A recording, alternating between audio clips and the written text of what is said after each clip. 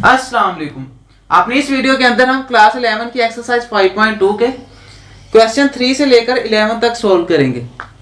ये बिल्कुल similar questions है हमारे पास, जिनमें हमारे पास क्या आ रहा है, रिपीटेड लीनियर फैक्टर्स आ रहे हैं। हम देख सकते हैं कि हमारे पास जैसे x+1 है उसकी पावर 2 आ रही है, मतलब रिपीटेड लीनियर फैक्टर्स आ रहे हैं जिसमें उनकी ज्यादा पावर आ रही है, मतलब x+1 दो दफा आ रहा है इस क्वेश्चन के अंदर क्यू ऑफ एक्स के अंदर। और इसी रैशनल फ्रैक्शन के अंदर क्वेश्चन 4 के अंदर भी यहाँ पर भी x+2 की पावर 2 आ रही है जैसे इंटू x-1 आ रहा है, मतलब यहाँ पर भी रिपीट कर रहे हैं लीनियर फैक्टर्स। इसको हम इस तरह से भी लिख सकते हैं x+2 इंटू x+2, मतलब यहाँ पर क्या आ रहा है, रिपीटेड लीनियर फैक्टर्स आ रहे हैं कि दो पावर्स आ रही हैं या 3 पावर आ रही होगी। जैसे ये क्वेश्चन है हमारे पास x-1 की पावर 3 आ रही है, और इस तरह से हमारे पास ये क्वेश्चन है जहाँ पर भी x+1 की पावर 3 आ रही है। बिल्कुल सेम सिमिलर क्वेश्चन हैं। इसमें से हम क्या करेंगे कि हम कोई दो क्वेश्चन सोल्व करेंगे जिससे आपको बहुत अच्छे से कॉन्सेप्ट समझ आ जाएगा, और बिल्कुल सेम क्वेश्चंस आप खुद ब खुद से बाकी क्वेश्चन सोल्व कर सकते हैं और प्रैक्टिस कर सकते हैं। हम क्या करते हैं कि लेट्स सपोज हम क्वेश्चन 8 सोल्व कर लेंगे, जिसमें हमारे पास ये सारे क्वेश्चंस कवर हो जाएंगे, पिछले वाले भी। मतलब ये कि जैसे x-1 की पावर 2 है तो हम 3 पावर के लिए भी सोल्व कर लेंगे तो हमारे पास 2 वाले भी सोल्व हो जाएंगे, और इस तरह से ये क्वेश्चन भी सोल्व हो जाएगा।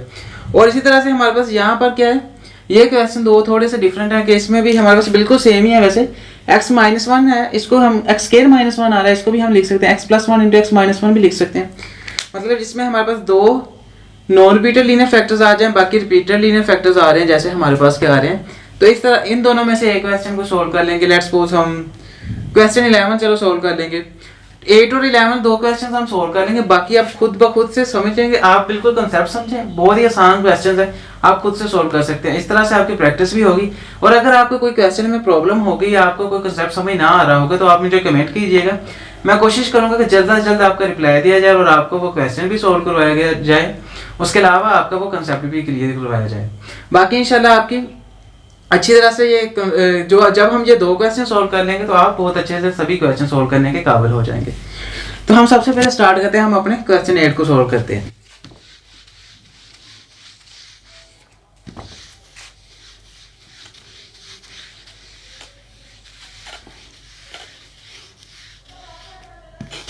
क्वेश्चन 8 है हमारे पास x² ओवर x-1 होल का क्यूब आ गया इंटू x+1 आ गया, और हमें रिक्वायर्ड है कि इसको पार्शियल फ्रैक्शन के अंदर रिजॉल्व करें। तो हम सबसे पहला काम क्या देखते हैं कि हम देखते हैं क्या हमारे पास जो गिवन रैशनल फ्रैक्शन है, क्या ये प्रॉपर रैशनल फ्रैक्शन है या इम्प्रॉपर रैशनल फ्रैक्शन है। तो हम अगर हमारे पास इम्प्रॉपर रैशनल फ्रैक्शन आ जाए तो हम उसको क्या कहते हैं कि पहले प्रॉपर रैशनल फ्रैक्शन के अंदर के अंदर कन्वर्ट करते हैं, उसके बाद क्या करते हैं उसको फिर पार्शियल फ्रैक्शन के अंदर रिजॉल्व करते हैं। तो हम देख सकते हैं कि हमारे पास प्रॉपर रैशनल फ्रैक्शन के लिए क्या होना चाहिए कि हमारे पास रैशनल फ्रैक्शन का p ऑफ x ऊपर वाला होता है ऐसा, उसकी डिग्री जो हो वो लेस होनी चाहिए और नीचे वाले की डिग्री हायर होनी चाहिए।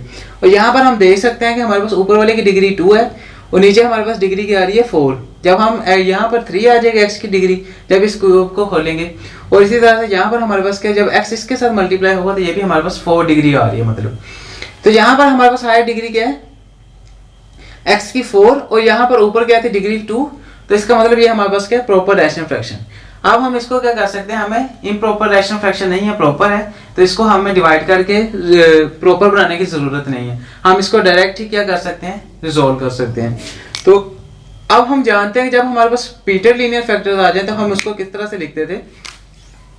ये हमारे पास रिपीटेड लीनियर फैक्टर्स का केस है, तो हम सबसे पहले जो हमारे पास नॉन रिपीटेड पार्ट है उसको a के नीचे लिखेंगे, a ओवर x+1 आ गया हमारे पास, प्लस इस तरह से अब हमारे पास ये आ गया x-1 की क्यूब। हम इसको क्या करेंगे कि 1 पावर लिखेंगे पहले, एक हमारे पास जैसे b आ गया उसके नीचे हम क्या लिख देते हैं, x-1 लिख देते हैं। अब नेक्स्ट हमारे पास c आ गया, उसके नीचे हम क्या करेंगे, x-1 की पावर 2 लिख देंगे, और इस तरह से जितनी हमारे पास पावर है उसकी तरफ चलते चले जाएंगे। अगर हमारे पास यहाँ पर 2 ही होता जैसे पिछले क्वेश्चन में आ रहा था तो हम यहाँ पर स्टॉप कर देते c के बाद, लेकिन हमारे पास पावर 3 है तो हम क्या करेंगे, प्लस d ओवर x-1 का क्यूब आ गया। और इसी तरह से अगर हमारे पास क्या होता है 4 होता है यहाँ पर, तो हम क्या करते हैं एक और साथ में e लिख के उसको भी इंक्लूड करते हैं। तो ये हमारे पास क्या आ गया, हमने इसको अपनी गिवन रैशनल फ्रैक्शन को पार्शियल फ्रैक्शंस के अंदर लिख लिया, पार्शियल फ्रैक्शंस की फॉर्म के अंदर। हम लेट्स सपोज इसको एक इक्वेशन 1 का नाम दे देते हैं। अब हमने क्या करना होता है कि हमने ए, बी और सी और डी की वैल्यूज फाइंड करनी है, और उन वैल्यूज को जब इसमें पुट करते हैं तो हमारे पास ये given rational fraction partial fraction के अंदर आ जाएगी रिजोल्व होकर। तो हम क्या करते हैं कि सबसे पहला काम हम करते हैं कि जब हमने अपनी इक्वेशन को क्लियर करना होता है कि मतलब x जो हमारे पास इस तरफ क्वेश्चन के अंदर जो रैशनल फ्रैक्शन है उसके q ऑफ x में जो वैल्यूज आ रही है हम उसके साथ दोनों तरफ डिवाइड करते हैं। हम क्या करेंगे x माइनस 1 का क्यूब मल्टीप्लाई करेंगे, हम क्या करेंगे मल्टीप्लाई बाय x माइनस 1 का cube into x plus 1 on both sides of equation 1। मतलब हमने इसके साथ दोनों तरफ मल्टीप्लाई कर देना है। तो हम देख सकते हैं जब ये क्वांटिटी इसके साथ मल्टीप्लाई होगी तो दोनों सेम है, तो नीचे वाले के साथ, बल्कि मैं इसको कर ही देता हूँ, क्यूब इंटू एक्स प्लस 1 आ गया हमारे पास, आ गया into x square over x minus 1 होल का क्यूब इंटू एक्स प्लस 1 आ गया। अब हम देख सकते हैं ये किसके इक्वल आ जाएगा, वो बाद में लिख लेते हैं। ये दोनों सेम है तो ये कट जाएंगी, तो यहाँ पर हमारे पास एक्स स्क्वायर ही बाकी रह जाएगा। तो हम लिखी डायरेक्ट उसको लेते हैं कि इक्वेशन जब मल्टीप्लाई होगा तो इक्वेशन के इस तरफ हमारे पास क्या बाकी रह जाएगा, एक्स स्क्वायर। ये किसके इक्वल आ गया हमारे पास a।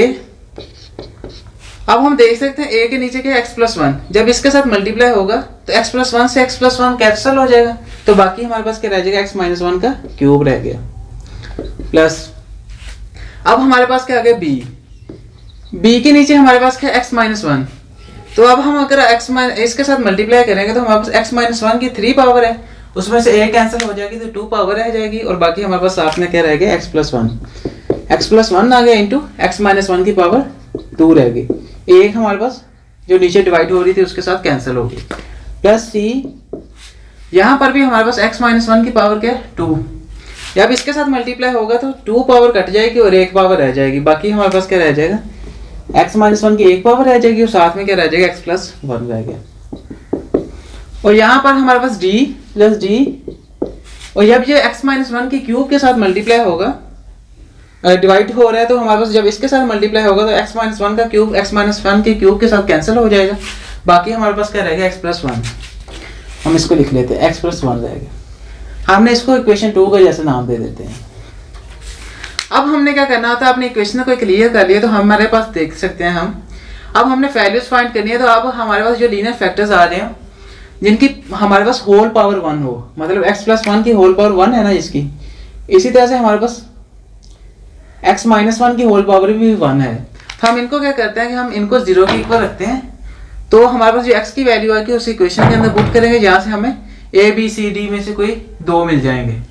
तो हम क्या कहते हैं कि सबसे पहले x प्लस 1 को 0 के इक्वल रखेंगे, क्योंकि हमने a b c d की वैल्यूज फाइंड करनी है। तो हम सबसे पहले जो हमारे पास आती हैं जिनकी पावर 1 हो उनको वैसे 0 के इक्वल रख देते हैं, तो उनसे हमारे पास वो वैल्यूज निकल आती हैं। तो x प्लस 1 को 0 के इक्वल रखा तो हमारे पास x किसके इक्वल आ गया माइनस 1 के। अब हम क्या करते हैं ये जो हमारे पास वैल्यू आई है x की, इसको अपनी इक्वेशन 2 के अंदर पुट कर देते हैं, तो हमारे पास किसके इक्वल आ जाएगा माइनस 1 का स्क्वायर, x की जगह पर माइनस 1 पुट कर रहे हैं a इंटू। अब हम देख सकते हैं कि ये हमारे पास क्या आ गया माइनस 1 का क्यूब आ गया, ये हमारे पास था a प्लस। अब यहाँ पर अगर हम लिखें b into minus 1 plus 1 into minus 1 का स्क्वायर, तो हम देख सकते हैं माइनस 1 प्लस 1 क्या होगा हमारे पास 0, तो यहाँ पर क्या आ जाएगा 0। अगर यहाँ पर 0 आएगा और 0 इस किसी भी के साथ भी मल्टीप्लाई होता तो उसको क्या कर देता 0, तो 0 इस सब के साथ मल्टीप्लाई होकर इसका भी 0 कर देगा, तो हम डायरेक्ट ही लिख देते हैं यहाँ पर क्या आ जाएगा 0। तो हम यहाँ पर लिख देते हैं यहाँ पर क्या आ गया 0 प्लस। अब यहाँ पर हमारे पास क्या था माइनस 1, यहाँ पर पुट करेंगे तो माइनस 1 प्लस 1 क्या आ जाएगा 0, और 0 इसके साथ मल्टीप्लाई हो रहा है तो इसको भी क्या कर देगा 0, तो यहाँ c वाला भी क्या आ गया 0, तो यहाँ पर भी हमने 0 लिख दी प्लस। यहाँ पर भी हम देख सकते हैं माइनस 1 प्लस 1 क्या है 0 बन जाएगा, 0 डी के साथ मल्टीप्लाई होगा उसको भी क्या कर देगा 0, तो यहाँ पर भी हम 0 लिख देते हैं। तो हमारे पास किसके इक्वल आ जाएगा माइनस 1 का स्क्वायर प्लस 1 आ गया, माइनस हमारे पास है तो इवन पावर होता है वो प्लस हो जाती है, और 1 का स्क्वायर हमारे पास 1 रह गया, ये किसके इक्वल आ गया a इंटू माइनस 1 हमारे पास आ गया माइनस 2 का क्यूब आ गया। तो अब हम नेक्स्ट इसको क्या लिख सकते हैं, a हमारे पास किसके इक्वल आ गया a इंटू ये हमारे पास क्या बन जाएगा माइनस 1 की पावर इवन ऑड आ रही है 3, तो ये -7 में आ जाएगा और 2 का क्यूब हमारे पास क्या होता है 8 आ गया। तो जहाँ से हमारे पास a की वैल्यू क्या आ गई 1/-1/8 आ गया। तो हमने a की वैल्यू फाइंड कर ली। इस तरह से क्या आ गई हमारे पास a है हमारे पास -1/8 हम देख सकते हैं। अब हमने क्या करना है कि हमने a की वैल्यू फाइंड कर ली। इसी तरह से दूसरा जो हमारे पास जिसकी पावर 1 है इसको 0 के इक्वल रखेंगे, जहाँ पर भी हमारे पास कोई ना कोई वैल्यू आ जाएगी, जिस तरह हमारे पास a है। अब हम क्या करते हैं कि x-1 को 0 के इक्वल रख देते हैं। यहाँ से हमारे पास x किसके इक्वल आ गया +1 के, -1 था, इस तरफ जाकर क्या हो जाएगा +1। अब हमने क्या करना है इस वैल्यू को इक्वेशन 2 के अंदर पुट कर देना है। तो हमारे पास क्या आ गया 1 का स्क्वायर, x की जगह पर हम 1 पुट कर रहे हैं।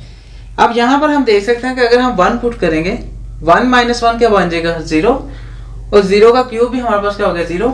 0 जब a के साथ मल्टीप्लाई होगा इसको भी क्या कर देगा 0। तो यहाँ पर क्या आ गया 0 प्लस। अब यहाँ पर हम देखेंगे तो हमारे पास 1 - 1 आ रहा है, 1 - 1 क्या बन जाएगा 0, और इसको भी क्या कर देगा 0, इसके साथ मल्टीप्लाई होगा। यहाँ पर भी क्या आ गया 0 प्लस। यहाँ पर भी हमारे पास क्या है सेम 1 - 1 क्या आ गया 0, 0 इस सब के साथ मल्टीप्लाई होकर इसको भी क्या कर देगा 0 प्लस। अब यहाँ पर हम देख सकते हैं अगर हम 1 पुट करें तो 1 + 1 क्या बन रहा है 2, और 2 d के साथ मल्टीप्लाई हो जाएगा। तो ये क्या आ गया d × 1 + 1 आ गया। तो हम क्या लिख सकते हैं 1 = d × 2 आ गया हमारे पास 1 + 1 2, और यहाँ से d हमारे पास किसके इक्वल आ जाएगा 1/2 के। 2 इस तरफ मल्टीप्लाई हो रहा था, इस तरफ जाकर डिवाइड हो जाएगा। हमने d की वैल्यू भी फाइंड कर ली, किसके इक्वल आ गई 1/2 के। अब नेक्स्ट हमने क्या काम करना होता है,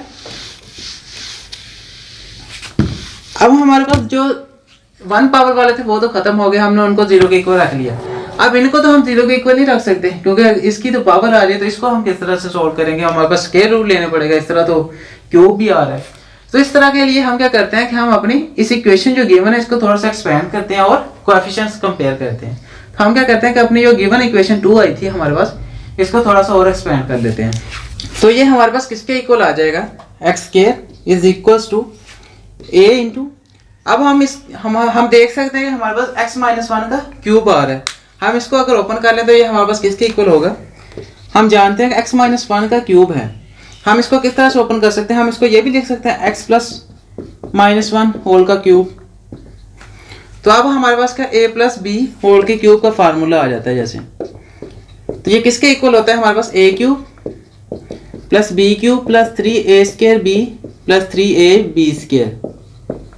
अगर हम इसी को अपने इसके ऊपर ओपन करने के लिए यूज करें तो क्या किसके इक्वल आ जाएगा a का क्यूब हमारे पास क्या a अगर हम x को कंसीडर करें और b अगर हम क्या करें -1 को कंसीडर करें तो a + b का क्यूब ही आ रहा है ये। तो ये किसके इक्वल आ जाएगा x का क्यूब आ गया प्लस b का क्यूब, -1 का क्यूब क्या आ जाएगा प्लस 3 × a हमारे पास क्या x का स्क्वायर आ गया, और b हमारे पास क्या -1 प्लस 3 × a हमारे पास क्या x और b हमारे पास क्या है -1 होल का स्क्वायर आ गया। तो ये किसके इक्वल आ जाएगा हमारे पास, देन हम यहां पर ही लिख लेते हैं। हमने क्या किया है कि अपने x -1 होल का क्यूब हमने उसको ओपन किया है, तो ये किसके इक्वल आ जाएगा x का क्यूब। यहां से क्या आ जाएगा -1 का क्यूब हमारे पास आ गया -1 प्लस, यहाँ पर प्लस था और -1 इसके साथ मल्टीप्लाई हुआ तो माइनस हो गया, 3 × x का स्क्वायर आ गया -3x² आ गया, और यहाँ पर क्या आ गया -1 का स्क्वायर क्या आ गया +1, और +1 जब 3x के साथ मल्टीप्लाई होगा तो उसको भी क्या कर देगा 3x आ गया हमारे पास। तो ये हमने क्या किया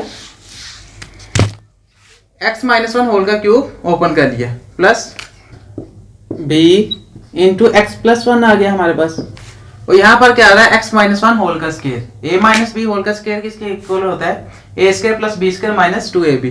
तो ये किसके इक्वल आ जाएगा x² + 1 - 2x आ गया प्लस c हमारे पास क्या आ गया x -1 × x + 1 क्या होता है a + b का फार्मूला लगाएं तो क्या होता है a² - b²।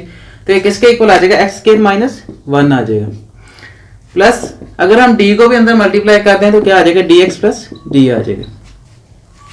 अब नेक्स्ट हम क्या करते हैं कि हम x² हमारे पास किसके इक्वल आ जाएगा, अगर हम इस a को भी अंदर मल्टीप्लाई करते हैं तो ax क्यूब आ गया, माइनस a आ गया, माइनस 3ax स्क्वायर आ गया और प्लस 3ax आ गया। हमने इस a को अंदर मल्टीप्लाई कर दिया।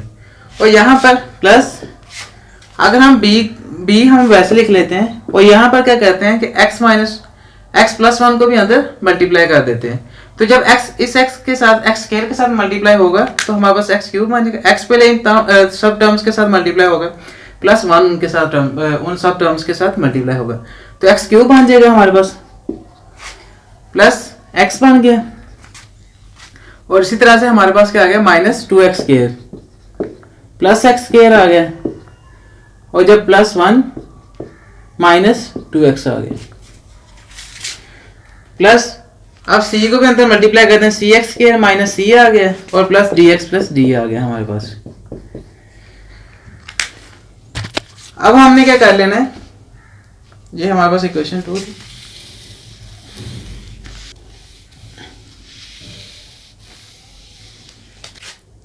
तो अब ये किसके इक्वल आ जाएगा, असल में हमने करना क्या होता है कि हमने एक्स क्यूब वाली टर्म्स को अलहदा करना होता है, एक्स स्क्वायर वाली टर्म्स को अलहदा करना होता है, और इसी तरह से एक्स वाली टर्म्स को अलहदा और कांस्टेंट वाली टर्म्स को अलहदा करना होता है, ताकि उनके कोफिशिएंट्स को हम निकाल सकें और उनको कंपेयर कर सकें। तो हम क्या कह रहे हैं कि अब हमारे पास क्या आ गया, इसमें से हम देख लेते हैं कि किसके इक्वल आ जाएगा, ये x square is equals to a x cube आ गया हमारे पास, माइनस ए माइनस 3ax आ गया, एक्स स्क्वायर प्लस 3ax आ गया, और यहाँ पर प्लस b। अब हम इनको क्या कर लेते हैं, प्लस माइनस कर लेते हैं, एक्स क्यूब है और यहाँ पर हम देख सकते हैं प्लस एक्स है और माइनस 2x है, तो हमारे पास किसके इक्वल रह जाएगा, माइनस एक्स के, minus 2x square plus x square हमारे पास क्या रहेगा, माइनस एक्स स्क्वायर और प्लस 1 आ गया, plus c x square minus c plus d x plus d. तो ये किसके इक्वल आ जाएगा। अब हम देख सकते हैं कि हमारे पास एक्स स्क्वायर किसके इक्वल आ जाएगा, अगर b को भी हम अंदर मल्टीप्लाई करते हैं तो ax cube minus a minus 3ax square plus 3ax आ गया, प्लस bx क्यूब आ गया हमारे पास, minus bx square plus b, और प्लस cx स्क्वायर है हमारे पास, minus c plus dx plus d आ गया। अब हम क्या कर सकते हैं, अगर हम एक्स क्यूब वाली टर्म्स अलहदा कर सकते हैं, एक्स स्क्वायर वाली टर्म्स अलहदा कर सकते हैं, क्योंकि हमारे पास सभी टर्म्स सिंगल टर्म्स आ गए। अब हम एक्स क्यूब वाली टर्म्स को इकट्ठा कर लेंगे, इस तरह से एक्स स्क्वायर वाली को इकट्ठा कर लेंगे और इसी तरह से एक्स वाली को इकट्ठा कर लेंगे और कांस्टेंट वाली अलहदा इकट्ठी कर लेंगे। तो ये किसके इक्वल आ जाएगा हमारे पास, यहां से हम देखें तो एक्स स्क्वायर किसके इक्वल आ जाएगा, क्यूब वाली टर्म्स हमारे पास कौन कौन सी हैं, a x cube plus b x cube है हमारे पास, ये दो टर्म्स हमारे पास क्यूब वाली थी। और इस तरह से एक्स स्क्वायर वाली टर्म्स कौन सी हैं, यहाँ पर हमारे पास क्या है, इन दोनों को तो हमने लिख लिया, यहाँ पर क्या है माइनस 3x स्क्वायर है एक हमारे पास, माइनस 3ax स्क्वायर आ गया, और इस तरह से एक्स स्क्वायर वाली टर्म कौन सी है हमारे पास, माइनस bx स्क्वायर आ गया हमारे पास, और उसके अलावा प्लस cx स्क्वायर आ गया। एक टर्म हमारे पास एक्स स्क्वायर वाली ये थी। अब हम एक्स वाली टर्म्स देख लेते हैं। एक्स वाली टर्म्स हमारे पास कौन सी रहेगी, प्लस 3ax, और इसके अलावा हमारे पास क्या है माइनस bx प्लस dx आ जाएगा, और उसके बाद सबसे एंड पे रहेगी हमारे पास कांस्टेंट टर्म्स, उसमें हमारे पास क्या माइनस है, और इसी तरह से हमारे पास कांस्टेंट टर्म कौन सी टर्म में, प्लस b, और इस तरह से माइनस c प्लस d रह गया। तो हमने क्या किया कि हमने एक्स क्यूब वाली अलहदा कर ली, एक्स स्क्वायर वाली अलहदा कर ली, एक्स वाली अलहदा कर ली। अब हम क्या करेंगे कि हम इसमें से एक्स क्यूब को अगर कॉमन ले तो हमारे पास क्या पीछे रह जाएगा, a plus b minus 3a आ गया हमारे पास, a plus b minus 3a आ गया, बल्कि ये हमारे पास माइनस 3a आएगा नहीं, क्योंकि ये तो हमारे पास है एक्स स्क्वायर वाली टर्म, यहाँ से हमारे पास क्या है a प्लस बी। असल में ये होता है कि हमारे पास ये जो a प्लस बी साथ में एक्स क्यूब के साथ आ रहा है, तो ये एक्स क्यूब के हिसाब से उसका कोफिशिएंट है, मतलब किसी भी टर्म के साथ जो मल्टीप्लाई हो रहा होता है, मतलब एक्स क्यूब है किसी वेरिएबल, तो उसके साथ जो भी मल्टीप्लाई हो रहा है वो क्या होगा उसका कोफिशिएंट। तो यहाँ पर हमारे पास क्या आ गया, a प्लस बी इसका क्या है कोफिशिएंट। इस तरह से अब हम क्या करते हैं, हमने इनको कंपेयर करना होता है इसलिए हमने इनको अलग-अलग कर लिया ताकि हमारे पास कोफिशिएंट्स अलग निकल आए, बाद में उनको कंपेयर करना आसान हो। अब हमारे पास क्या आ जाती है प्लस एक्स स्क्वायर वाली टर्म्स। अब एक्स स्क्वायर वाली टर्म्स हमारे पास कौन कौन सी हैं उनको निकाल लेते हैं। एक्स स्क्वायर कॉमन है तो यहाँ से क्या रह जाएगा हमारे पास -3 है और यहाँ से हमारे पास -b आ गया प्लस c आ गया। और इस तरह से यहाँ पर अगर x को कॉमन ले तो हमारे पास किसके इक्वल आ जाएगा, 3a रह गया, -b प्लस d आ गया। और लास्ट में हमारे पास क्या रहेगी constant terms -a plus b -c plus d आ गया। अब हम देख सकते हैं कि हमारे पास, अब अगर हम इस इक्वेशन को कोई नाम दे दें, हम लेट्स सपोज इसको ऊपर लिख लेते हैं और इसको एक नाम दे देते हैं।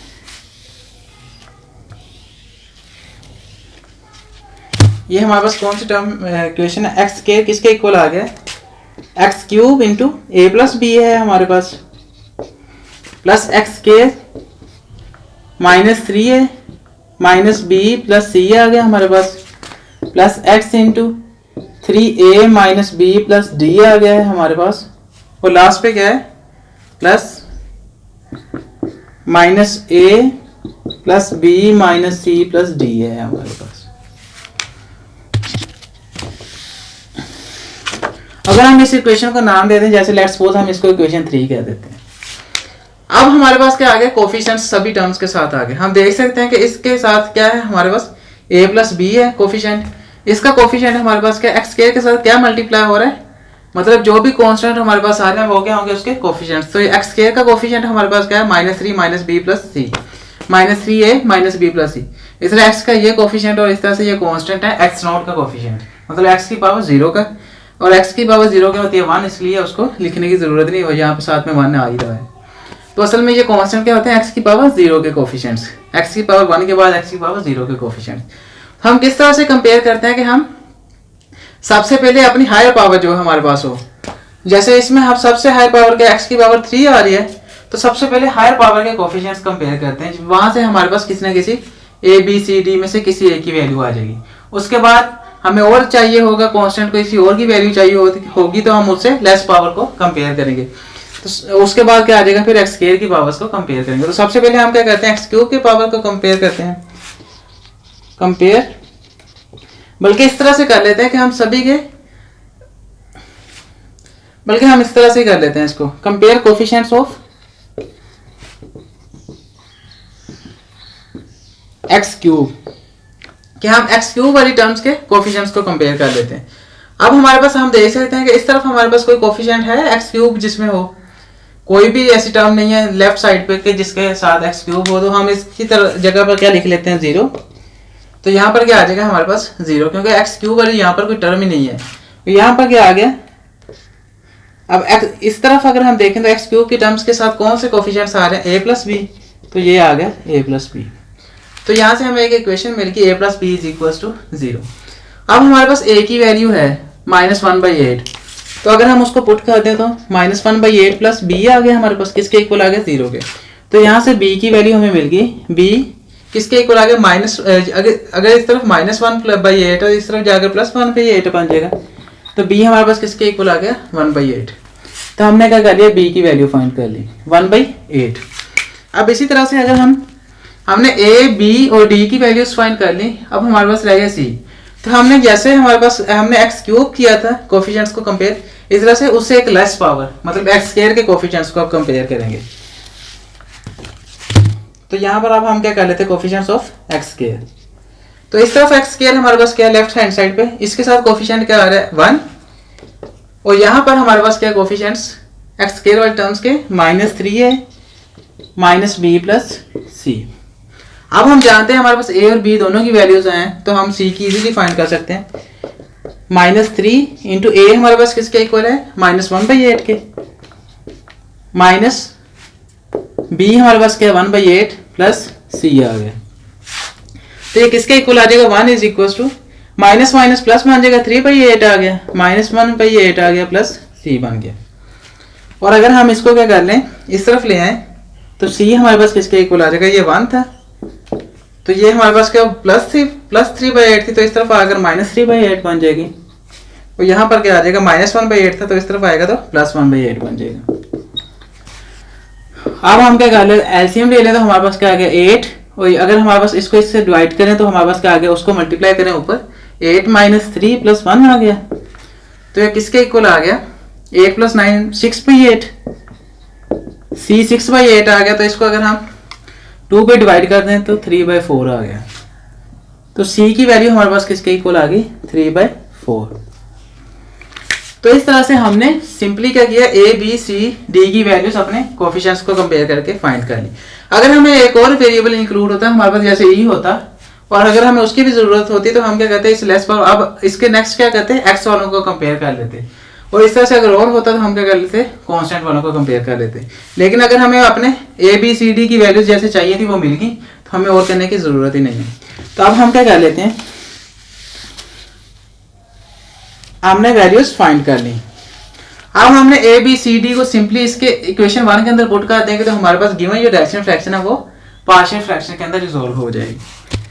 हमने क्योंकि ए बी सी डी की वैल्यूज ही फाइंड करनी होती है, तो हमारे पास एक्स, इसको इक्वेशन 1 में पुट कर देते हैं, x - 1 इंटू का क्यूब इंटू एक्स प्लस 1 है। तो ये किसके इक्वल आ गया, ए हमारे पास क्या है 1 -1/8, -1/8 आ गया, इंटू हमारे पास क्या आ गया x प्लस 1 के साथ, प्लस b हमारे पास किसके इक्वल है 1/8 के, 1/8 इंटू x - 1 आ गया हमारे पास, और प्लस अब c हमारे पास किसके इक्वल है 3/4 के, 3/4 इंटू x - 1 होल का स्क्वायर आ गया, और प्लस d आ गया हमारे पास, d किसके इक्वल है 1/2 के, 1/2 इंटू x - 1 होल का क्यूब आ गया। तो ये हमारे पास गिवन आंसर आ गया। मतलब हमारे पास गिवन जो रैशनल फ्रैक्शन थी उसको हमने पार्शियल फ्रैक्शन के अंदर रिजॉल्व कर लिया। तो इस तरह से आप किसी भी गिवन रैशनल फ्रैक्शन को पार्शियल फ्रैक्शन के अंदर रिजॉल्व कर सकते हैं, जिसमें हमारे पास क्या आ जाए, रिपीटेड लीनियर फैक्टर्स हो, तो उस तरह के क्वेश्चंस को हम इस तरह से सॉल्व करते हैं। हम क्या करते हैं कि सिंपली हम क्या करते हैं, सबसे पहले देखते हैं क्या ये हमारे पास प्रॉपर रैशनल फ्रैक्शन है या इम्प्रॉपर रैशनल फ्रैक्शन है। अगर हमारे पास इम्प्रॉपर रैशनल फ्रैक्शन हो, मतलब ऊपर डिग्री कम हो, बड़ी आ रही हो, नीचे डिग्री छोटी आ रही हो, तो हम क्या करते हैं उसको पहले प्रॉपर रैशनल फ्रैक्शन के अंदर कन्वर्ट करते हैं, मतलब डिवाइड करके उसको कन्वर्ट करते हैं, और उसके बाद क्या करेंगे, हम उसको आगे पार्शियल फ्रैक्शन के अंदर रिजॉल्व करेंगे।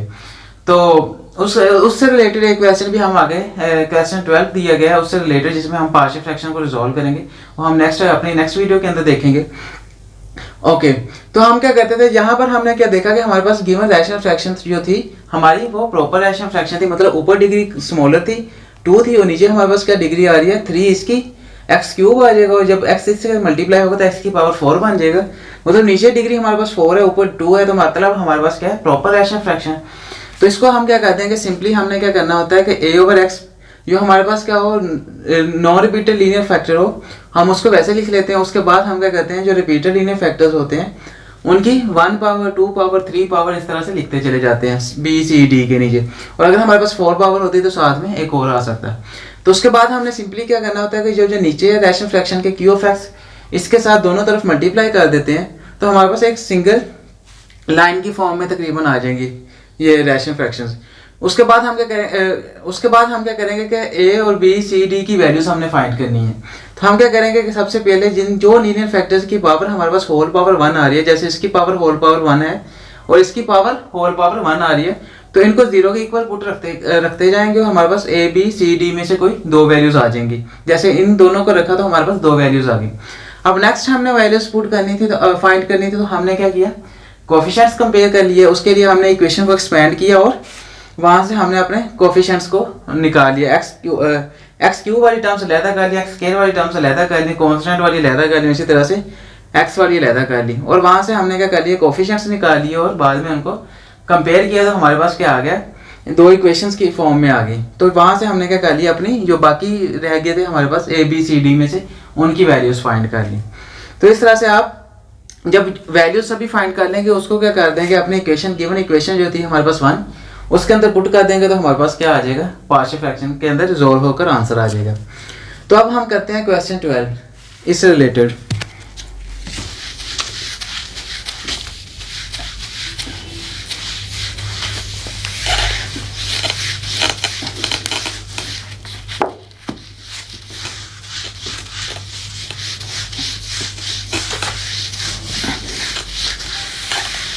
बल्कि हमने क्वेश्चन 11 करना है, क्वेश्चन 12 हमने नेक्स्ट वीडियो के अंदर करना है। तो क्वेश्चन 11 सोल्व करते हैं। क्वेश्चन 11 हमारे पास क्या है, 2x + 1 और ये डिवाइड किसके साथ हो रहा है, x + 3 इंटू x - 1 इंटू हमारे पास क्या है, x + 2 का स्क्वायर, x - 1 x + 3 2x + 1। हमें रिक्वायर्ड है कि इस गिवन रैशनल फ्रैक्शन को पार्शियल फ्रैक्शन के अंदर रिजॉल्व करो। तो हम क्या करेंगे कि हम सबसे पहले देखेंगे कि यार गिवन रैशनल फ्रैक्शन हमारे पास जो है वो प्रॉपर रैशनल फ्रैक्शन है या इम्प्रॉपर रैशनल फ्रैक्शन है। ऊपर हम डिग्री देख सकते हैं, हमारे पास क्या x की डिग्री हायर डिग्री की आ रही है 1, मतलब हमारे पास p ऑफ x की डिग्री 1 है और नीचे वाले की डिग्री हमारे पास क्या आ रही है 1। ये 2 डिग्री होगी हमारे पास, यहाँ पर भी 2 होगी, तो ये 4 डिग्री आ रही है हमारे पास। मतलब नीचे x की डिग्री 4 आ रही है, ऊपर हमारे पास x की डिग्री क्या है 1। तो हमारे पास क्या है, ये ऊपर डिग्री छोटी और नीचे बड़ी है, तो हमारे पास क्या होगा, ये प्रॉपर रैशनल फ्रैक्शन। तो इसको आप डिवाइड करने की ज़रूरत नहीं है, हम इसको सिंपली लिख सकते हैं। तो ये किसके इक्वल आ जाएगा, तो इसको आप पार्शियल फ्रैक्शन की फॉर्म में लिखना है हमने। वो किस तरह से लिखते हैं कि a के नीचे हमारे पास आ जाएगा कोई एक लीनियर फैक्टर जिसकी पावर 1 है, x + 3 आ गया जैसे, प्लस b ओवर हमारे पास क्या आ गया, x - 1 आ गया, प्लस c ओवर हमारे पास क्या आ जाएगा, x + 2 plus d over x + 2 का स्क्वायर आ गया। हमने क्या किया कि हमारे पास x पावर 2 थी, तो इसको क्या कर दिया कि x + 2 एक दफ़ा आ गया, उसके बाद x + 2 का स्क्वायर आ गया, और बाकी दोनों को वैसे हमने a b के नीचे लिख दिया। अब हमने क्या करना है कि अब हम इस इक्वेशन को लेट्स सपोज इक्वेशन 1 का नाम दे देते हैं। अब हमने a b c d की वैल्यूज फाइंड करनी है। तो हम सिंपली सबसे पहले क्या काम करते थे कि हम ये जो नीचे है q ऑफ x इस रैशनल फ्रैक्शन के, इसको दोनों तरफ मल्टीप्लाई करते हैं इक्वेशन के। हम इसको मल्टीप्लाई कर लेते हैं, x + 3 into x - 1 into x + 2 whole का square on both sides of equation 1। तो ये किसके इक्वल आ जाएगा, जब ये इसके साथ मल्टीप्लाई होगा तो यहाँ से ये कैंसिल हो जाएगा, बाकी क्या रह जाएगा हमारे पास 2x + 1। और इसी तरह से इस तरफ जब मल्टीप्लाई होगा, ये x + 3 के साथ डिवाइड हो रहा था a, तो इसके साथ जब मल्टीप्लाई होगा तो ये x + 3 के साथ x + 3 कैंसिल हो जाएगा, पीछे हमारे पास क्या रह जाएगा x - 1 इंटू x + 2 होल का स्क्वायर रह गया, प्लस b। और इसी तरह से हमारे पास x - 1 से डिवाइड हो रहा है, तो जब ये मल्टीप्लाई होगा तो x - 1 से x - 1 कैंसिल हो जाएगा, और पीछे क्या रह जाएगा x + 3, साथ में क्या रहेगा x + 2 होल का स्क्वायर, और प्लस c। ये किससे डिवाइड हो रहा है, x + 2 से। जब ये मल्टीप्लाई होगा तो x + 2 की हमारे पास 1 पावर है, यहाँ पर 2 पावर, तो एक पावर से एक पावर कट जाएगी, तो हमारे पास पीछे क्या रह जाएगा x + 2 का सिंगल पावर रह जाएगी, और बाकी साथ में ये रह जाएगा x + 3 आ गया, और इस तरह से x - 1 आ गया, और साथ में क्या आ गया x + 2 आ गया। ये यहाँ पर आना था हमारा, और उसके बाद हमारे पास 2 पावर थी, तो एक पावर कैंसिल होगी, एक पावर रह गई। उसके बाद लास्ट में क्या रह गया हमारे पास d + d इंटू ये किससे डिवाइड हो रहा है, x + 2 के स्क्वायर के साथ। जब ये मल्टीप्लाई होगा तो x + 2 के स्क्वायर के साथ x + 2 का स्क्वायर कैंसिल हो जाएगा, पीछे क्या रह गया x + 3 इंटू x - 1 रह गया। अब हम इसको क्या कर लेते हैं कि इसको भी इक्वेशन 2 का नाम दे देते हैं। अब हमने सिंपली क्या करना होता है कि जब ये डिवाइड कर लें और ये फॉर्म आ जाए, तो हम क्या कहते थे कि a के नीचे वाले को 0 के इक्वल रखेंगे, जो पावर्स 1 है, मतलब जिनकी होल पावर 1 है उनको 0 के इक्वल रखेंगे, तो हमारे पास वैल्यूज आती चले जाएंगे a b c में से। तो सबसे पहले हम क्या कर लेते हैं, x + 3 को a के नीचे वाले को 0 के इक्वल रख देते हैं। x + 3 को 0 के इक्वल रखेंगे तो इससे क्या मिलेगा हमारे पास, x किसके इक्वल आ गया -3 के। अब इसको हमने क्या कर देना, इक्वेशन 2 के अंदर पुट कर देना। तो 2 इंटू -2 -3 आ गया, +1 आ गया, ये किसके इक्वल आ गया हमारे पास। अब हम देख सकते हैं a इंटू -3 -1 आ जाएगा, और यहाँ पर -3 + 2 का स्क्वायर आ गया, प्लस b इंटू -3 + 3 आ गया, इंटू -3 + 2 होल का स्क्वायर आ गया। अब हम देख सकते हैं -3 + 3 क्या होगा 0, और 0 जब इसके साथ मल्टीप्लाई होगा तो ये सारी क्वांटिटी को भी क्या कर देगा 0, तो यहाँ पर क्या आ जाएगा 0, तो डायरेक्ट ही यहाँ पर 0 लिख देते हैं, प्लस। और इस तरह से यहाँ पर भी -3 + 3 क्या बन जाएगा 0, जब यहाँ पर x की जगह पर -3 पुट होगा तो इस सारी क्वांटिटी के साथ मल्टीप्लाई होगा तो उसको भी क्या कर देगा 0, यहाँ पर भी क्या आ गया 0, प्लस यहाँ पर भी हमारे पास जब -3 + 3 क्या आ जाएगा 0, जब इसके साथ मल्टीप्लाई होगा इसको भी क्या कर देगा 0, तो यहाँ पर भी क्या आ गया 0। तो ये किसके इक्वल आ गया, तो ये हमारे पास किसके इक्वल आ गया, 2 × -3 हमारे पास क्या आ गया -6 + 1 आ गया। तो ये किसके इक्वल आ गया, a × -3 - 1 हमारे पास क्या हो जाएगा -4, और यहाँ पर क्या आ जाएगा -3 + 2 क्या आ गया -1, -1 का स्क्वायर आ गया। तो यहाँ से हम क्या कर सकते हैं, -6 + 1 हमारे पास क्या आ गया -5, किसके इक्वल आ गया a × -4, और यहाँ पर -1 का स्क्वायर +1 बन जाएगा, तो उसको लिखते ही नहीं है। तो यहाँ से माइनस कैंसिल कर देते हैं, तो हमें a रिक्वायर्ड था, तो a हमारे पास किसके इक्वल आ गया 5, हमारे पास 4 इस तरफ मल्टीप्लाई हो रहा था, इस तरफ जाकर क्या डिवाइड हो जाएगा, तो 5 / 4 आ गया। तो यहाँ से हमने a की वैल्यू फाइंड कर ली, क्या है हमारे पास 5/4। अब नेक्स्ट हम क्या करते हैं कि हम b के नीचे वाले को 0 के इक्वल रखते हैं, तो हमारे पास कोई एक a b c में से किसी a की वैल्यू आ जाएगी। b के नीचे हमारे पास क्या x - 1, पुट x - 1 = 0। तो यहाँ से x हमारे पास किसके इक्वल आ गया 1 के। अब इसको इक्वेशन 2 में हम क्या कर लेते हैं, पुट कर लेते हैं। तो ये किसके इक्वल आ जाएगा 2 × 1 + 1 = 2। अब हम देख सकते हैं कि अगर हम यहाँ पर 1 पुट करेंगे तो 1 - 1 क्या बन जाएगा 0, और जब 0 इस किसी भी क्वांटिटी के साथ मल्टीप्लाई होता है उसको भी 0 कर देता है, तो जब इसके साथ मल्टीप्लाई होगा इसको भी क्या कर देगा 0। तो यहाँ डायरेक्ट ही 0 लिख देते हैं, प्लस यहाँ पर हमारे पास किसके इक्वल आ जाएगा b × 1 + 3, और यहाँ पर आ गया 1 + 2 का स्क्वायर, प्लस यहाँ पर भी हमारे पास 1 - 1 x - 1 आ रहा है, तो जब 1 यहाँ पर पुट करेंगे हम x की वैल्यू, तो 1 - 1 क्या बन जाएगा 0, और 0 इसको भी क्या कर देगा, इसके साथ मल्टीप्लाई होकर इसको भी 0 कर देगा, तो यहाँ पर भी क्या आ गया 0, प्लस यहाँ पर भी 1 x - 1 था, तो 1 - 1 क्या बन जाएगा 0, और 0 इसके साथ मल्टीप्लाई होगा इसको भी क्या कर देगा 0। तो ये किसके इक्वल आ गया 2 + 1 3 आ गया हमारे पास, = b × 3 + 1 4, और साथ में क्या आ गया 2 + 1 3 का स्क्वायर आ गया। तो यहाँ से हम क्या कर सकते हैं, 3 हमारे पास किसके इक्वल आ जाएगा देन b × हमारे पास क्या है 4, और साथ में क्या आ गया 3 का स्क्वायर हमारे पास क्या होता है 9। तो ये किसके इक्वल आ जाएगा 4 × 9 हमारे पास क्या होता है 36 × 36 आ गया। और यहाँ पर हमें क्या b रिक्वायर्ड था, तो 3 के नीचे चलेगा 36, तो b हमारे पास किसके इक्वल आ जाएगा 36 इस तरफ मल्टीप्लाई हो रहा, तो इस तरफ जाकर डिवाइड हो जाएगा, 3 / 36 आ गया। तो ये इसको अगर 3 बाई डिवाइड करते हैं तो 1/12 आ जाएगा, तो b हमारे पास किसके इक्वल आ गया 1/12। तो इस तरह से हमने b की वैल्यू भी फाइंड कर ली, b की वैल्यू है हमारे पास 1/12।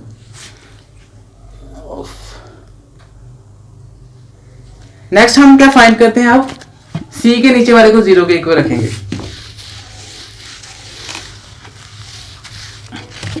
तो x + 2 है हमारे पास, पुट x + 2 को = 0। यहाँ से x हमारे पास किसके इक्वल आ गया -2 के। अब इसको -2 को इस इक्वेशन में पुट कर देते हैं, 2 × -2 + 1 आ गया हमारे पास, ये किसके इक्वल आ गया। अब यहाँ पर -2 पुट करेंगे तो -2 + 2 क्या बन जाएगा 0, और 0 का स्क्वायर भी 0 होता है, तो 0 जब इससे मल्टीप्लाई होगा इसको क्या कर देगा 0, प्लस इस तरह से यहाँ पर भी -2 + 2 क्या बन जाएगा 0, और 0 अब जब इससे मल्टीप्लाई होगा इसको भी क्या कर देगा 0, यहाँ पर भी 0 आ गया। और यहाँ पर भी सेम -2 + 2 क्या बन जाएगा 0, और 0 जब इसके साथ मल्टीप्लाई होगा इसको भी क्या कर देगा 0। अब यहाँ पर हम पुट कर लेते हैं, प्लस d × -2 था, -2 + 3 आ गया, इंटू -2 -1 आ गया। तो ये किसके इक्वल आ जाएगा -4 + 1 = d × +3 -2 हमारे पास क्या आ गया प्लस का 1 इंटू माइनस का 3 आ गया। तो ये किसके इक्वल आ जाएगा -3 4 + 1 क्या आ गया 3 = d × -3 आ गया। तो ये किसके इक्वल आ जाएगा देन d हमारे पास आ गया -3/-3, ये इससे कैंसिल हो गया, हमारे पास क्या बाकी रह गया 1। तो d हमारे पास किसके इक्वल आ गया 1 के। अब नेक्स्ट हमने क्या करना है कि हमने हमारे पास जो लीनियर फैक्टर्स जिनकी पावर 1 आ रही थी हमने उनको 0 के इक्वल रखते गए, तो हमारे पास ये वैल्यूज आ गई a b d की। अब हमें c की वैल्यू रिक्वायर्ड है और हमारे पास क्या है x + 2 का स्क्वायर आ रहा है।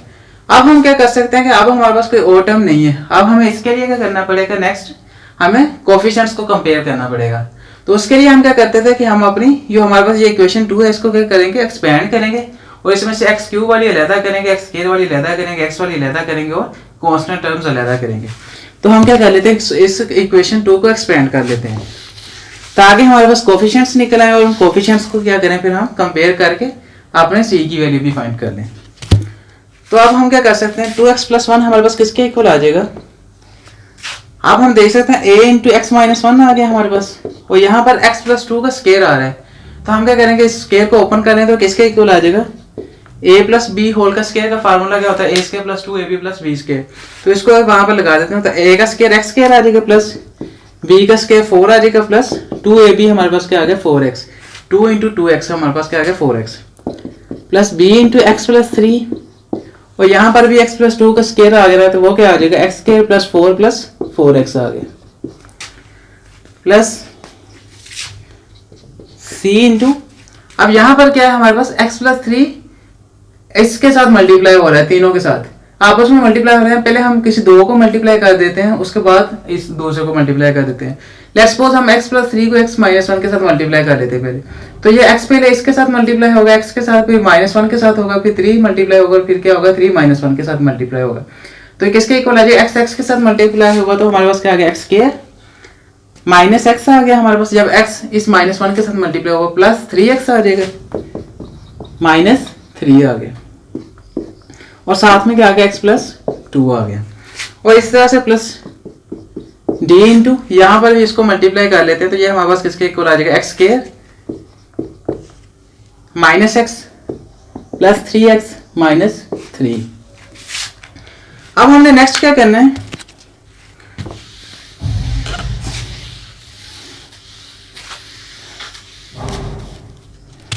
नेक्स्ट हम क्या कर लेते हैं कि 2x + 1 हमारे पास किसके इक्वल आ जाएगा। अब हम अगर इसको भी अंदर मल्टीप्लाई कर दें तो ये हमारे पास किसके इक्वल आ जाएगा a × अगर x इसके साथ मल्टीप्लाई होगा तो x³ बन गया हमारे पास, अगर x प्लस 4x आ गया प्लस 4x² आ गया -x² आ गया और -4x आ गया। हमने क्या किया, इस x - 1 को इसके साथ भी मल्टीप्लाई कर दिया प्लस b × हमारे पास क्या आ गया, x + 3 को इसके साथ मल्टीप्लाई कर देते हैं x³ बन जाएगा। जब x इसके साथ मल्टीप्लाई होगा इस तरह, x इसके साथ मल्टीप्लाई होगा इस तरह, x इसके साथ मल्टीप्लाई होगा प्लस 4x प्लस 4x² आ गया प्लस 3x² आ गया प्लस 12 प्लस 12x आ गया प्लस क्या आ जाएगा 12x आ गया और प्लस हमारे पास क्या है c × यहाँ पर हम देख सकते हैं कि हमारे पास क्या आ जाएगा x² -x प्लस 3x हमारे पास क्या बन जाएगा प्लस 2x -3 इंटू x + 2 आ गया प्लस d × हमारे पास क्या आ गया x² -x प्लस 3x क्या आ जाएगा plus 2x, x² plus 2x -3 आ गया। तो ये नेक्स्ट किसके इक्वल आ जाएगा, 2x + 1 = a × अब हम देख सकते हैं प्लस 4x -4x के साथ कैंसिल हो जाएगा तो यहां से हमारे पास किसके इक्वल रह गया बाकी x³। यहां से हमारे पास प्लस 4x² -4x² हमारे पास किसके इक्वल आ जाएगा प्लस 4x² -x² हमारे पास क्या आ गया 3x² और यहां से बाकी क्या रह गया हमारे पास -4 प्लस b × यहां से हमारे पास क्या आ गया x³ और ये हमारे पास किसके आ गया इक्वल आ गया 4x² प्लस 3x² हमारे पास क्या आ जाएगा 7x और यहां से 4x प्लस 12x हमारे पास किसके इक्वल आ गया 16x प्लस 12 आ गया और हमारे पास यहाँ पर क्या आ गया प्लस c × अगर हम x + 2 को इसके साथ भी मल्टीप्लाई कर दें तो क्या हो जाएगा x³ बन जाएगा, x इसके साथ मल्टीप्लाई होगा x³ प्लस 2x² -3x आ जाएगा और प्लस 2x² आ जाएगा प्लस 4x -6 आ गया प्लस d। अब अगर d भी हमारे पास अंदर मल्टीप्लाई कर दें तो क्या आ जाएगा dx² प्लस 2dx -3d आ गया। तो ये किसके इक्वल आ जाएगा दन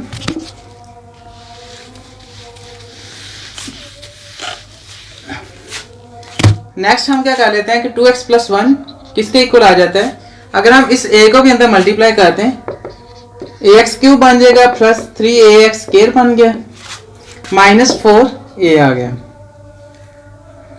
ए okay plus b x cube आ गया प्लस 7bx स्क्वायर आ गया प्लस 16bx आ गया प्लस 12b आ गया और यहाँ पर हमारे पास क्या आ जाएगा प्लस c इंटू हमारे पास क्या है एक्स क्यूब 2x स्क्वायर और प्लस 2x स्क्वायर क्या बन जाएगा 4x square x cube plus 4x square आ गया हमारे पास और यहाँ पर प्लस 4x माइनस 3x क्या आ जाएगा प्लस x आ गया माइनस 6 आ गया और यहाँ पर plus dx square plus 2dx minus 3d आ गया। अब हम क्या कर लेते हैं ये किसके इक्वल आ जाएगा 2x plus 1 is equal to ax cube plus 3ax square आ गया माइनस 4a आ गया प्लस bx क्यूब आ गया प्लस 7bx स्क्वायर आ गया प्लस 16bx आ गया प्लस 12b आ गया और इस तरह से हम c को भी अंदर मल्टीप्लाई कर देते हैं प्लस c x क्यूब आ गया प्लस 4cx स्क्वायर आ गया plus cx plus minus 6c आ गया plus dx square plus 2dx minus 3d वैसे ही आ गया। अब हमने क्या कर लिया कि हमने सभी टर्म्स को अलग-अलग कर लिया एक्स क्यूब वाली अलग होगी हमारे पास क्या आ गया एक्स स्क्वायर वाली भी आ रही है। अब हम क्या करेंगे कि जो हमारे पास एक्स क्यूब वाली टर्म्स है उनको इकट्ठा कर लेंगे ताकि उनके कोफिशिएंट्स को निकाल सकें। इसी तरह से एक्स स्क्वायर वाली टर्म्स को इकट्ठा करेंगे और उसके बाद एक्स वाली टर्म्स को इकट्ठा करेंगे और साथ में कांस्टेंट वाली टर्म्स को इकट्ठा कर देंगे। तो हमारे पास किसके इक्वल आ जाएगा 2x प्लस 1 किसके इक्वल आ गया। अब हम क्या कर लेते हैं एक्स क्यूब वाली टर्म्स इकट्ठी लिख लेते हैं। ये एक्स क्यूब वाली टर्म है और क्या है हमारे पास यहाँ पर बी एक्स क्यूब है हमारे पास और इसके अलावा एक्स क्यूब वाली टर्म कौन सी है सी एक्स क्यूब। तो ये किसके इक्वल आ गई a x cube plus b x cube plus c x cube. हम इन तीन टर्म्स को इकट्ठा कर लिया। अब हमारे पास क्या आ गया अब हम एक्स स्क्वायर वाली टर्म्स को इकट्ठा कर लेते हैं प्लस 3ax स्क्वायर आ गया और साथ में और कौन सी है प्लस 7bx स्क्वायर आ गया और उसके अलावा है हमारे पास प्लस 4cx स्क्वायर आ गया प्लस dx स्क्वायर आ गया। ये थी हमारे पास एक्स स्क्वायर वाली टर्म्स। आप क्या कर लेते हैं कि आप हमारे पास आ जाते हैं एक्स वाली टर्म्स वो इकट्ठी कर लेती हैं। तो इसमें से कौन सी है एक्स वाली टर्म 16bx प्लस 16bx आ गया हमारे पास। उसके अलावा कौन सी टर्म है प्लस cx और उसके अलावा है हमारे पास प्लस 2dx आ गया। और अब कांस्टेंट टर्म्स को लिख लेते हैं -4a उसके अलावा हमारे पास है प्लस 12b और है हमारे पास -6c -3d आ गया। तो इस तरह से हमने क्या किया कि क्यूब वाली टर्म्स इकट्ठी लिख ली, इस तरह से स्क्वायर वाली टर्म्स इकट्ठी लिख ली, एक्स वाली टर्म्स लिख ली और कांस्टेंट लिख ली। अब क्या कर लेंगे हम एक्स क्यूब को कॉमन ले लेंगे तो हमारे पास क्या आ जाएगा इसके साथ कोफिशिएंट आ जाएगा। ये हम क्या कर लेते हैं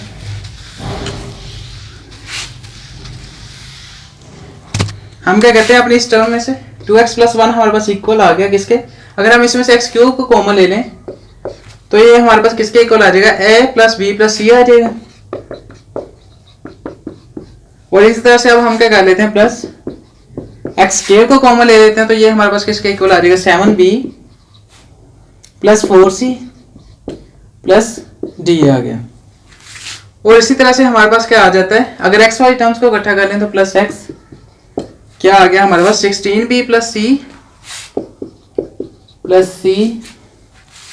प्लस 2d।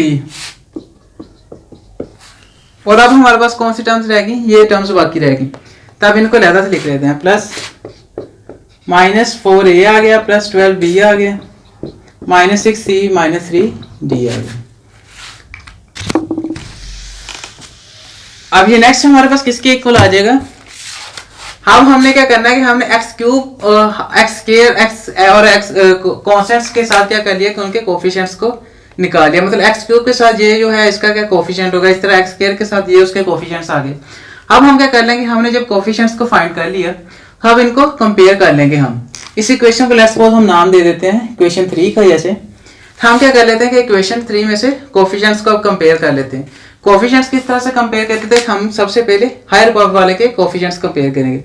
जैसे यहाँ पर हमारे पास क्या हायर पावर एक्स क्यूब है तो हम सबसे पहले इसके लिहाज से कोफिशिएंट्स कंपेयर करेंगे बाय कंपेयरिंग कोफिशिएंट्स ऑफ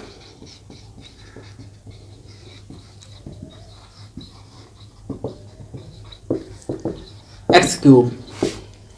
तो ये हमारा इस तरफ कोई टर्म है, लेफ्ट हैंड साइड पे कोई टर्म नहीं है तो उसकी जगह पर हमने 0 लिख दिया। और इस तरफ हमारे पास क्या है, एक्स क्यूब के साथ coefficients a plus b plus c. अब हमारे पास a और b की वैल्यू है, उसको पुट कर देते हैं। a हमारे पास किसके इक्वल है 5/4 के, प्लस b किसके इक्वल है 1/12 के, प्लस c आ गया। हमें चाहिए किसकी वैल्यू c की, तो हम क्या कर लेते हैं कि इसको फाइंड कर लेते हैं। अगर c चाहिए तो हम c किसके इक्वल आ जाएगा, ये इस तरफ ऐड हो रही है तो इस तरफ जाकर माइनस हो जाएंगे। -5/4 आ गया, -1/12 आ गया। अगर हम इसका एलसीएम ले लें तो ये किसके इक्वल आ जाएगा 12। और यहाँ से हमारे पास क्या आ गया 3 मल्टीप्लाई बाय 5 -15 आ गया, माइनस यहाँ से 1 आ गया। तो ये किसके इक्वल आ जाएगा -16/12। अगर हम इसको 4 पे डिवाइड करते हैं, ये 3 आ जाएगा, ये 4 आ जाएगा। तो c हमारे पास किसके इक्वल आ गया -4/3।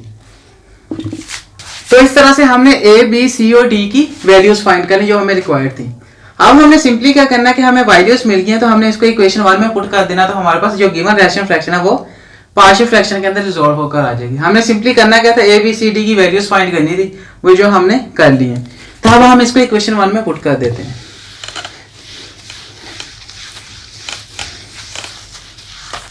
सो हमारी इक्वेशन 1 क्या आ जाएगी, 2x + 1 divided by x + 3 x - 1 into x + 2 whole का स्क्वायर किसके इक्वल आ गया। ये a हमारे पास किसके इक्वल है 5/4 के, 5/4 इंटू x + 3 आ गया, प्लस b हमारे पास क्या 1/12 और साथ में क्या आ गया x - 1 आ गया, प्लस c हमारे पास क्या है -4/3, तो यहाँ माइनस लिख देते हैं, -4/3 आ गया इंटू x + 2 आ गया, प्लस d हमारे पास क्या है 1/x + 2 होल का स्क्वायर आ गया।